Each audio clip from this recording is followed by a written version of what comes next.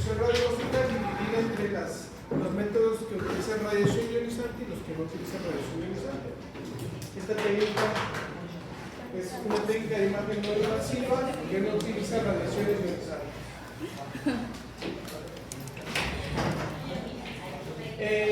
Nos ofrece aspectos anatómicos y estructurales y también hay una rama funcional que nos ofrece información funcional de las estructuras del cuerpo.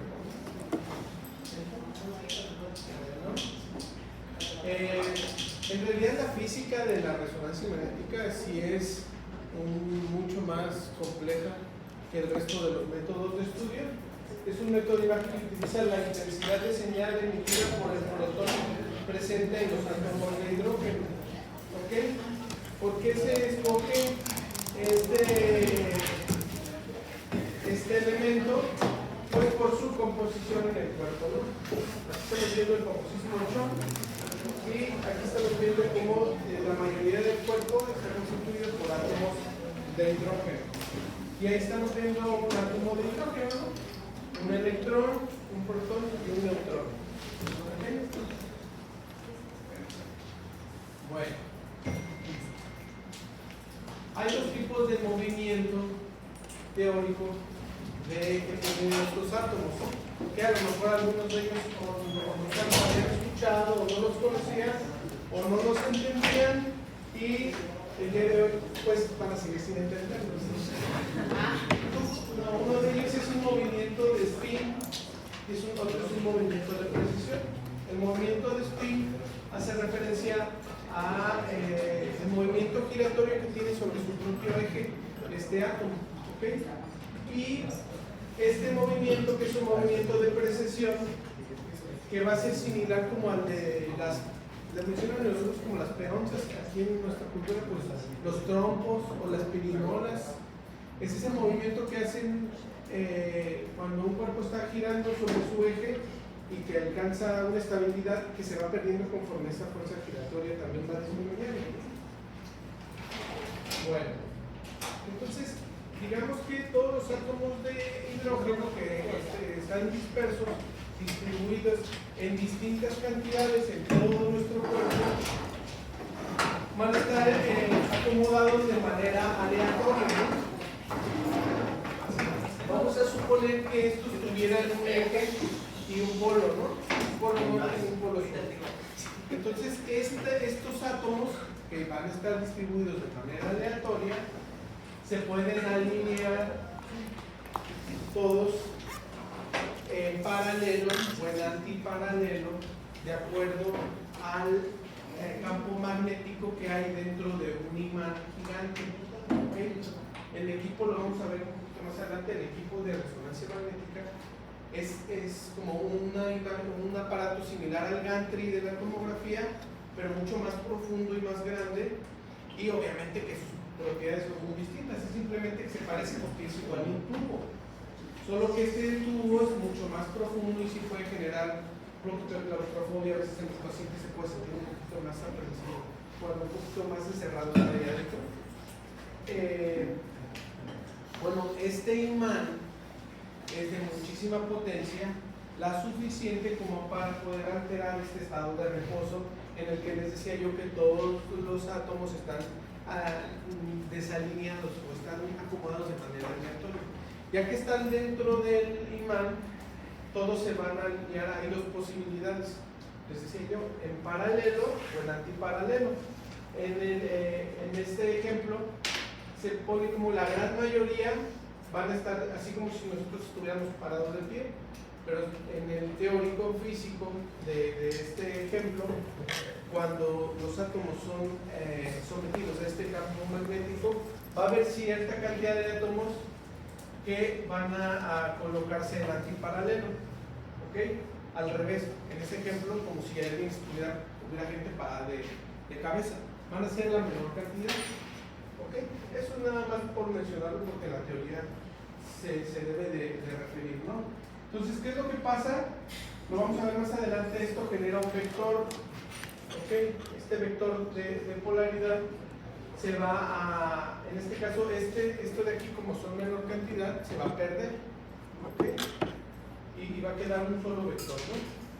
Bueno, la frecuencia de precesión es un concepto que dice que es directamente proporcional a la intensidad del campo magnético generado por el imán externo, ¿no? Entonces ya más o menos les explicaba yo y entendíamos que el cuerpo iba a estar sometido a un campo magnético por el imán, ¿no? Entonces esta frecuencia de precesión, ¿qué tanto va a ser este movimiento? Mientras más fuerte sea el campo magnético, va a ser mayor y más rápido. Bueno, ahí vemos una ecuación, la ecuación del árbol, que ayuda a traducir esto en imagen. No vamos a ahondar mucho en eso. Y bueno, más o menos todo al final un poquito va a aterrizar junto, ¿no? Les decía yo que es un poquito complejo, pero por lo menos sí se van a llevar algunos conceptos importantes sobre la resonancia magnética, ¿no? Aquí estamos viendo un esquema de un equipo, de un resonador, ¿no? Donde vemos, ¿se acuerdan que el Gantry era como en los esquemas eran un tanto así, ¿no? Bueno, ya les adelantaba yo, hasta parece que es un ataúd, ¿no? Pero es mucho más grande todavía, ¿no? Entonces esto corresponde al imán. Hay muchos tipos de imanes. Este es el imán clásico, ¿no? Que se va a encontrar, todo este equipo va a estar en un cuarto especial que lleva el principio físico de una jaula de Faraday para evitar que radiofrecuencias del exterior entren al cuarto, y pues ya, ¿no? Una camilla, pues obviamente, y el equipo, ¿no? La computadora. Entonces, esto sería lo primero, ¿no? Bueno, aquí estamos viendo marcado en amarillo, pues el ordenador sería esto, el imán y la cama, la camilla con desplazamiento, y el 2, ahorita lo vamos a ver, que son las bobinas, ¿no? Entonces lo principal el imán hasta ahora. Entonces no nos damos cuenta, pero cuando estamos ahí en el imán, todos nuestros átomos de hidrógeno se alinean, pero no se sienten, nadie lo va a notar, ¿ok? Con respecto a estos imanes, hay de muchas, vamos a decirlo, intensidades o capacidades. Las unidades que nos ayudan a definir para saber si un imán es muy potente o de baja potencia va a ser las teslas, ¿ok? Donde el campo magnético de la Tierra equivale a 0.3 a 7 Gauss y 10.000 Gauss equivalen a un Tesla, ¿no? Entonces, actualmente encontramos desde los imanes menos potentes, que son de medio Tesla, hasta algunos que pueden llegar hasta los 7 Teslas, que se utilizan más como para investigación principalmente, ¿no? Pero más o menos ahorita un buen imán anda por ahí de los 2 o 3 Teslas. ¿Okay? Y estos van a ser aquí en estos ejemplos, pues algunos son de campo abierto y de campo cerrado. ¿Okay? Estos útiles para ejemplo, para pacientes pediátricos, para pacientes con claustrofobia o que requieren estar siendo ventilados, porque imaginemos que tenemos un paciente que no puede respirar bien o no tiene su sistema nervioso autónomo funcionando bien, pues no lo podemos poner aquí, ¿no? Por mucho tiempo. Habíamos dicho que los tiempos de adquisición iban a ser un poquito más largos, ¿no? Bueno. Y también ya los hay incluso algunos nuevos que ya son verticales, ¿no? Donde el imán está en esta posición y el paciente ya puede permanecer vertical mientras se le hace el estudio, ¿no? Útil, por ejemplo, para ver la dinámica de las vértebras, por ejemplo, ¿no? No es lo mismo ver qué pasa con una columna lumbar cuando está una persona de pie y cargando el peso de su cuerpo que cuando está acostado, ¿no? Bueno. ¿Dudas o preguntas? Bueno, aquí estamos viendo, los pueden dividir en bajo campo, medio campo, alto campo y ultra alto campo, ¿no? Y bueno, aquí estamos viendo algunos ejemplos de algunas imágenes. Esta imagen potenciada en T2 del cerebro de un paciente, una imagen en T1. Entonces ya más o menos habíamos comentado cómo funciona esto de la resonancia magnética, ¿no? Por ejemplo, bueno, en este caso, pues el T1, que suele ser un estudio con mayor que nos sirve para ver los componentes anatómicos y estructurales normales. Por ejemplo, el T2, que nos ayuda a ver el líquido y cómo se distribuye. Aquí vemos en ambos. Me parece que fuiste tú quien habló más de la resonancia magnética, que hiciste hincapié, por ejemplo, hubo hay algunos detalles, pero bueno, que veíamos que la grasa en ambos casos era hiperintensa, ¿no? Aquí la nomenclatura iba a ser en intensidad, ¿no? Vimos tomografía era hiperdenso, isodenso, hipodenso. Aquí va a ser hiperintenso, isointenso, hipointenso, ¿no? Aquí vemos como el líquido, que en T1 se veía hipointenso, en T2 lo vamos a tener hiperintenso, ¿no? Bueno, ¿y cuál era, se acuerdan de las resoluciones? ¿Cuál era la resolución que iba a destacar en este método? La resolución de contraste, ¿no? Que nos ayudaba a diferenciar. Por ejemplo, aquí podemos ver un poquito mejor dónde termina la sustancia gris y la sustancia blanca, ¿no? Dónde está el líquido, algunos vasos, ¿ok? Bueno, esta imagen ya la vimos.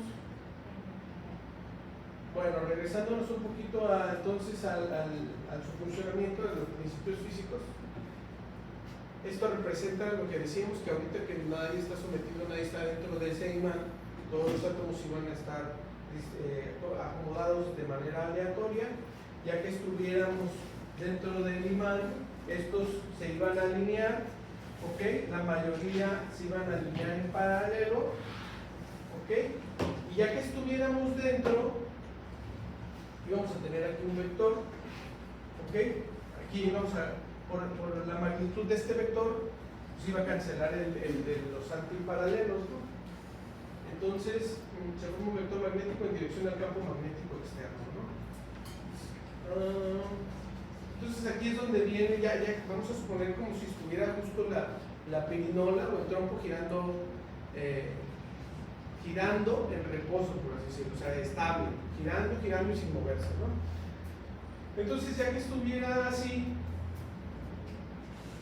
el equipo iba a tener bobinas, ¿ok? Bobinas o antenas, que lo que iban a hacer era producir impulsos de radiofrecuencia que iba a golpear estos átomos, y ahora iba a cambiar su estado de reposo, ¿ok? Entonces, si está girando, lo mismo que si le pegaran al trompo, ¿qué iba a hacer? Pues medio se atonta y luego otra vez recupera. Si obviamente, en el caso de ejemplo del trompo, si su fuerza es suficiente, obviamente que se vuelve a colocar, ¿no? Entonces lo mismo pasa aquí. Entonces tenemos aquí un ejemplo donde este vector magnético, al sufrir un golpe por este pulso de radiofrecuencia que es emitido por la antena o bobina, va a cambiarlo. Estamos de acuerdo con que si ahora estos átomos están así, este vector va a disminuir, ¿no? O sea, si yo me muevo así, este vector va a disminuir y ahora vamos a tener un tanto así. ¿Sí estamos de acuerdo? Por eso se ve así. Este se ve bajo y este también ya aparece, este que no estaba. El vector en el eje de las Y no existía. Entonces, mientras cambia su posición, su eje, este vector va a cambiar también, y esto podríamos decir que esto sería energía, ¿no? Es un pulso de radiofrecuencia, estamos de acuerdo que es energía, ¿no? Entonces, esta energía que es aplicada sobre estos átomos se pierde, más bien se vuelve cuando recupera su estado previo, se vuelve a emitir un pulso de energía, el pulso de radiofrecuencia. Fíjense, este sería en una animación. Ahí están girando todos los átomos, ¿no? Imaginemos que son ustedes. Entonces, la bobina va a emitir este pulso de radiofrecuencia que está en estas rayitas y cambian su estado de reposo.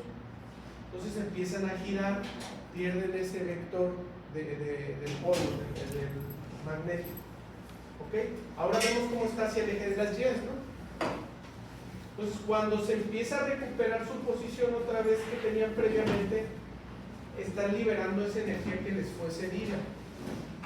Esa energía que empiezan a liberar es captada también por la bobina que emitió en un inicio estos pulsos de radiofrecuencia.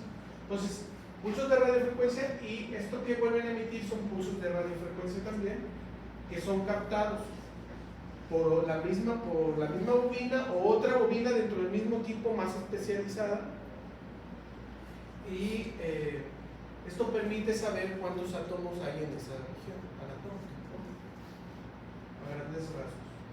¿Estamos de acuerdo? Entonces es como, ¿dudas de esto? Bueno, vamos a volverlo a ver. Es como si viniéramos todos en el camión y pasa un bache el camión gigante y todos mutamos.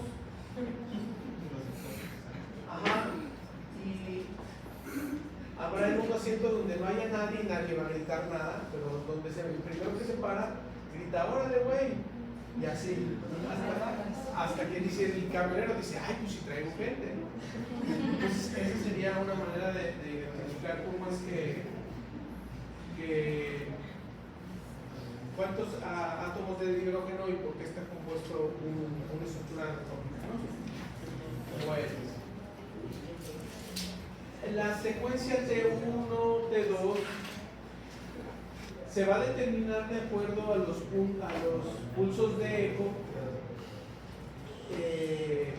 los tiempos de eco y tiempos de repetición que se programen en la máquina, ¿no? Yo les decía, no se aprendan tanto esto, apréndanse que hay diferentes secuencias, cada equipo trae diferentes secuencias de acuerdo a su imán, y cada secuencia va a ser útil para valorar una u otra cosa, ¿ok?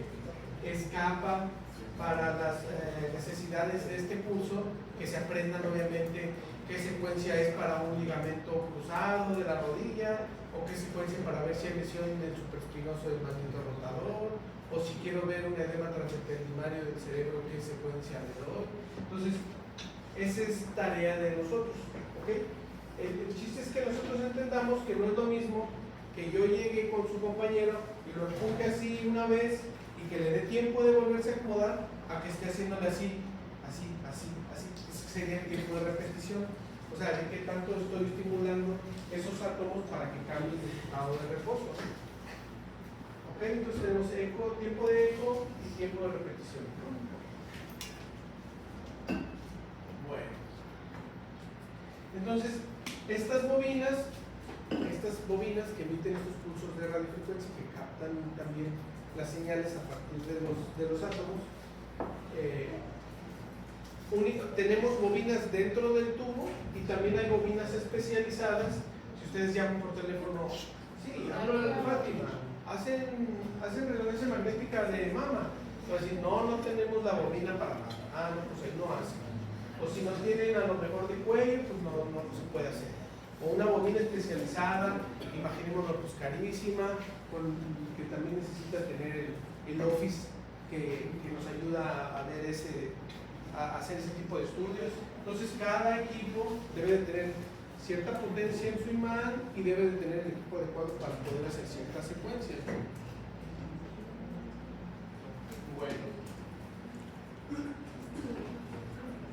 cada tejido emite una señal de mayor o menor intensidad de acuerdo al contenido de hidrógeno. Este voltaje se cuantifica en valores numéricos, lo interpreta la computadora y forma una imagen, ¿no? Bueno, tenemos la capacidad de que igual puede ser multiplanar, se pueden obtener planos imágenes en distintos planos, ¿no? Entonces vamos a suponer que yo quiero obtener, cuando vayan a ver el tomógrafo van a ver cómo es que a veces es más rápido. Pasamos al paciente y en una fase simple, por ejemplo, ya de a partir de esa información yo ya puedo obtener imágenes en el postproceso en coronal, en sagittal, multiplanar, oblicuo, volumétrico, etc. Aquí el equipo se va a encargar de hacer una sola secuencia a la vez. Entonces, si quiero tener 50 imágenes en plano sagital, desde el lado derecho al lado izquierdo, hace eso, acabando. Yo, claro que mientras está haciendo eso, yo puedo ir programando las otras secuencias. Otra en coronal, otra en T1 igual septal, otra en coronal de T2, una en flare. Entonces es un poquito más lento, ¿no? Nada más eso se los comento para que sepan que es un poquito más lento. Ya después que hago eso, si hay una que va a ser contrastada, que me dé contraste, dijimos que vamos a usar el gadolinio, ¿no? Entonces normalmente el gadolinio se hace en T1, entonces pues una contrastada, programo el T1, le paso el medio de contraste. Entonces varía dependiendo del estudio, pero sí es un poquito más tardado, ¿no? La nomenclatura que les había yo comentado: hiperintenso, isointenso, hipointenso. Y a lo que es totalmente, que por ultrasonido sería anecoico, que no produce ecos, en este caso que no produce señal, sería ausencia de señal. Bueno, eso tiene que ver también con las secuencias, pero no, aquí vemos dos grupos principales, unas que son de eco espinio, que son eco de gradiente, donde vemos algunos ejemplos: T1 con contraste, T2, densidad de fotones, flare, TIR, fiesta, eco planar y FPG. Aquí vamos a ver unos ejemplos. Pues vamos a enfocarnos más bien en la imagen, ¿no? Vemos T1, vean ahora el T2, el T1 con contraste, como se ve.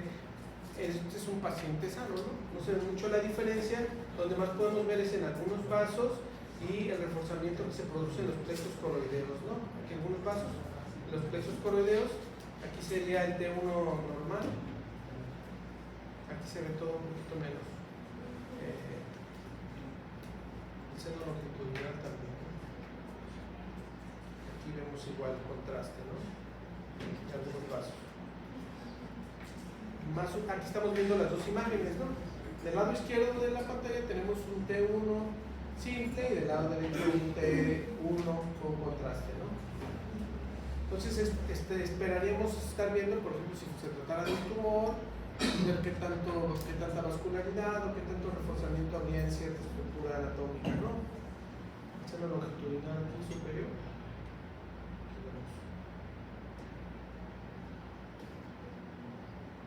Bueno, aquí estamos viendo un T2, donde ya habíamos comentado que se ve hiperintenso el líquido cefalorraquídeo, ¿no?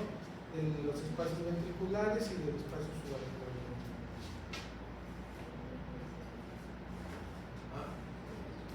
Este es un dark fluid. Acá hay a ver. Esta es una densidad de protones. Ahí vemos algunas características. No se diferencia tanto la sustancia gris de la blanca. Detecta el movimiento de los protones de hidrógeno. Es útil para valorar vasos anómalos por el movimiento de los eritrocitos. Y aquí estamos viendo el ejemplo de una malformación arteriovenosa en el lóbulo temporal del lado izquierdo, que como se ve en una y en otra secuencia. Sería un T1, ¿no?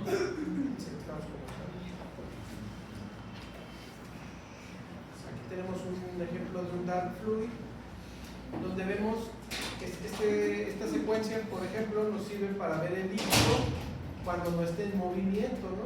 Puede parecerlo, pero el líquido cefalorraquídeo, como si esté en movimiento, en este caso no se ve hiperintenso, pero aquí estamos viendo un ejemplo, ¿no? Pero como si se está moviendo, no se observa, ¿no? Sería un dark fluid, un flare.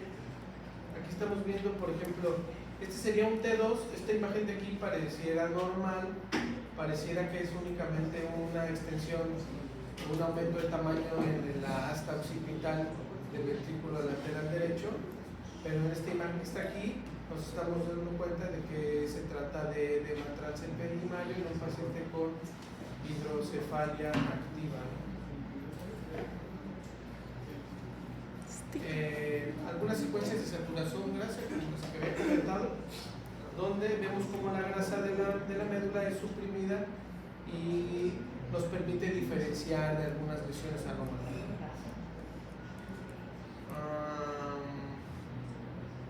Aquí estamos viendo una lesión hacia el ángulo pontocerebeloso del lado izquierdo, pero también llega a la fosa media de la base del cráneo. ¿Ok? Parece un Schwab. schwannomomenstrual. Bueno, y así sucesivamente, hay muchas secuencias. Cada secuencia va a tener su utilidad. Manden. Sí. Algunas de las contraindicaciones absolutas, me parece haber escuchado que ya hay marcapasos que son compatibles con resonancia magnética, por si les dicen, y hay que confiar por si no. Pregunten cuándo les pusieron el marcapaso y si es compatible, ¿no? Y de las relativas, la presencia de material ferromagnético en la zona de exposición, grapas, cuerpos extraños intraoculares, la claustrofobia, y estas son relativas, ¿no? Primer trimestre del embarazo. Bueno, estos son algunos ejemplos. Una lesión en la fosa posterior, este es en el cuarto ventrículo y esta es propia también del cuarto ventrículo. Ok, gracias a la resolución de contraste que tenemos en este método, ya podemos ver un poquito más de qué depende esta lesión. O sea que por tomografía muy posiblemente yo nada más vería más o menos, sabiendo yo qué estructuras anatómicas hay ahí, ya podría yo sospechar en dónde está. Pero ya con la resonancia magnética ya puedo ver que en realidad esta lesión está dentro del cuarto ventrículo y que está ampliando su tamaño, ¿no? Como si lo estuviera insuflando desde adentro, ¿no? Aquí otra lesión igual.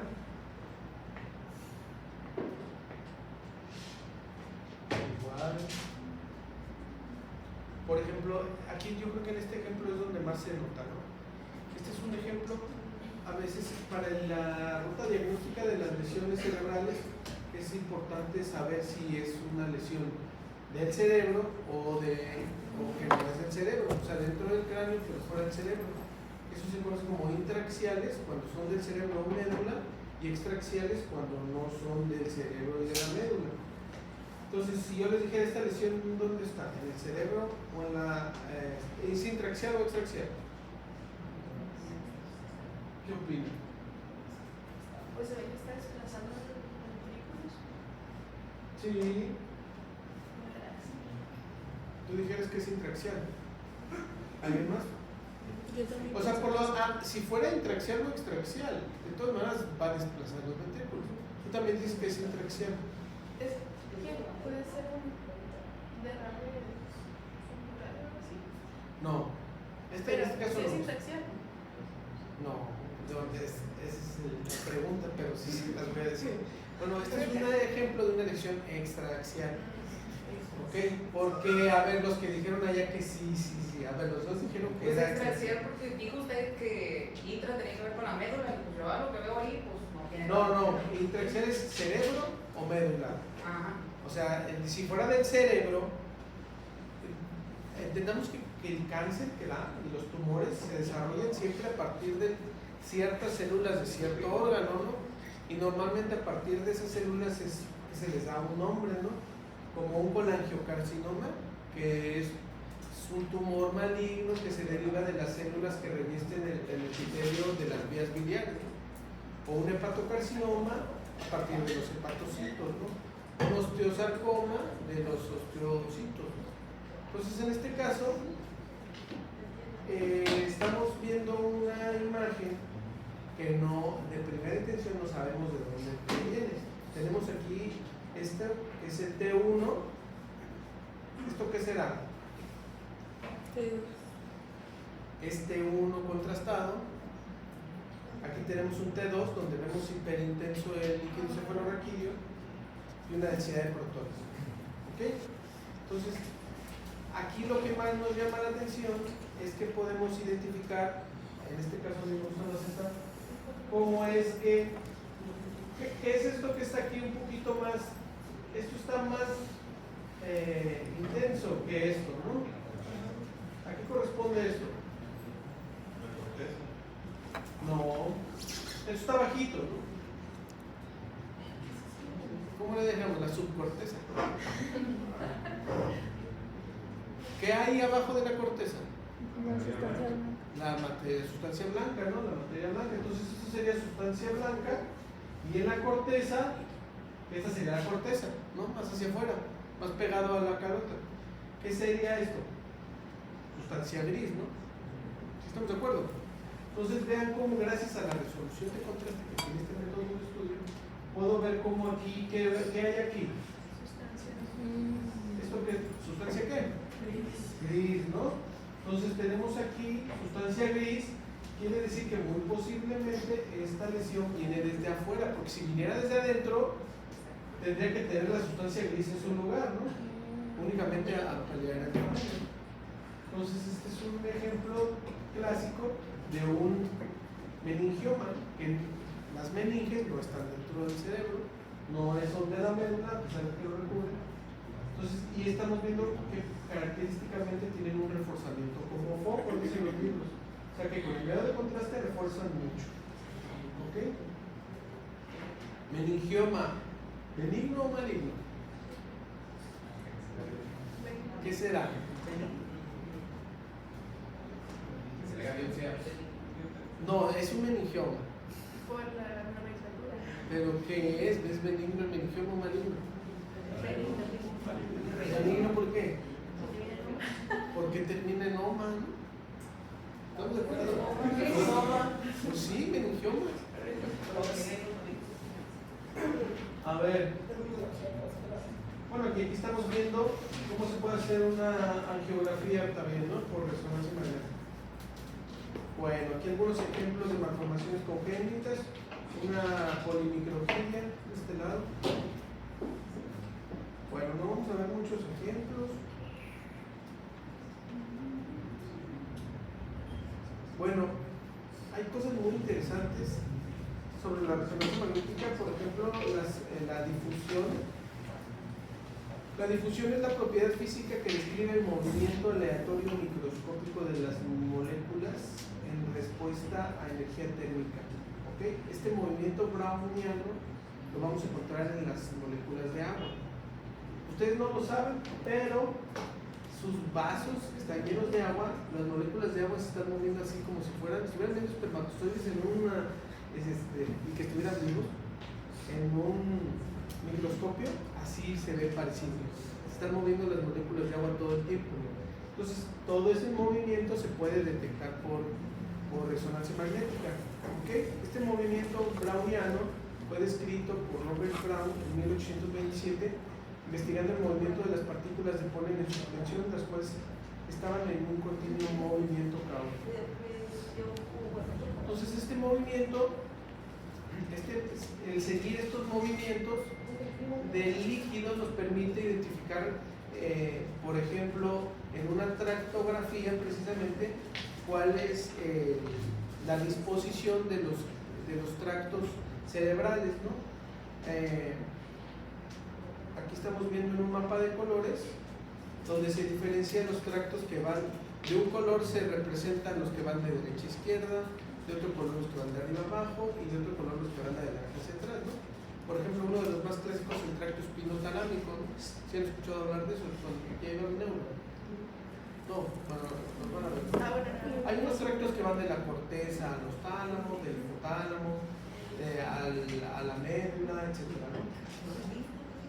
Entonces aquí estamos viendo una representación de los distintos tractos del cerebro, ¿no? O sea, aquí estamos viendo cómo hay una lesión que está interrumpiendo el paso de ¿qué es lo que viaja en esos tractos? Los impulsos eléctricos, ¿no? De información que va de un soma a otro soma cuando hay neuronas, ¿no? Cuando están conectadas, ¿no? Se van de los axones, digamos que es como si fueran los axones que llevan la información a distintos puntos del cuerpo. Y bueno, también hay otro estudio que se conoce como espectroscopía. Estos son detalles un poquito más modernos, ¿no? La tractografía que acabamos de ver, la espectroscopía, donde se detectan también distintas sustancias como la N-acetilcolina, la creatina, la glucosa, ¿cómo se llama cuando hace mucho ejercicio? El ácido láctico, el lactato, y que se puede graficar y que nos permite diferenciar, por ejemplo, una neoplasia de un proceso infeccioso, ¿no? Con más certeza. Aquí estamos viendo un ejemplo de altos niveles de lactato en un absceso, ¿no? Cerebral. Y nada más.